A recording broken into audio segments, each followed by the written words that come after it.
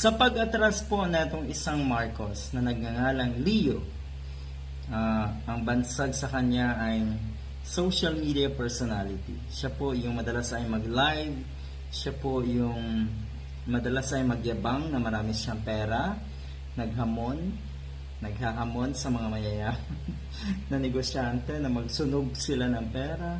Ngayon, at marami pa pong ibang kalokohan sa social media. Kontakin mo, Anyway, hindi rin naman talaga ito seryosohin ng mga kababayan natin.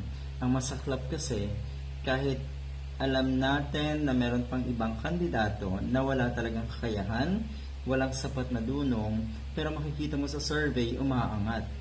Makikita natin sa mga survey na medyo makakalusot. Yun po talaga ang nakaka-alarma. Katulad ni Mr. Willery Villame. Sabi nga dito, sana naman daw ang mga katulad ni Mr. Willery Villame ay makaramdam na ganito rin ang gawin. Nauna na nag-withdraw si Chavit Singson at noon din, ang mga natasan sa mga kababayan natin ay sana rin daw ay makaramdam ang mga katulad ni Mr. Willery Villame. Kung ang basihan or kung ang case naman ay kay Philip Salvador, kahit hindi na siya makaramdam, hindi rin naman talaga siya siguro makakalusot. Ayan. Bakit nga ba?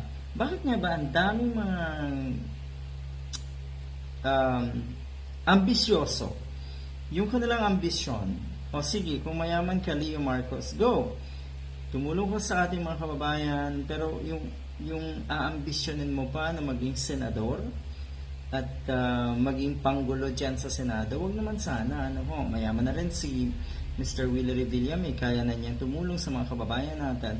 Bakit kailangan pa ng pwesto? Kasi, ang totoo, magiging panggulo lang talaga. Bukod sa darating ang punto na katulad ni Mr. Robin Padilla, magiging kahiya-hiya kayo dyan sa Senado. Sana makaramdam talaga kayo. Diba? Good luck.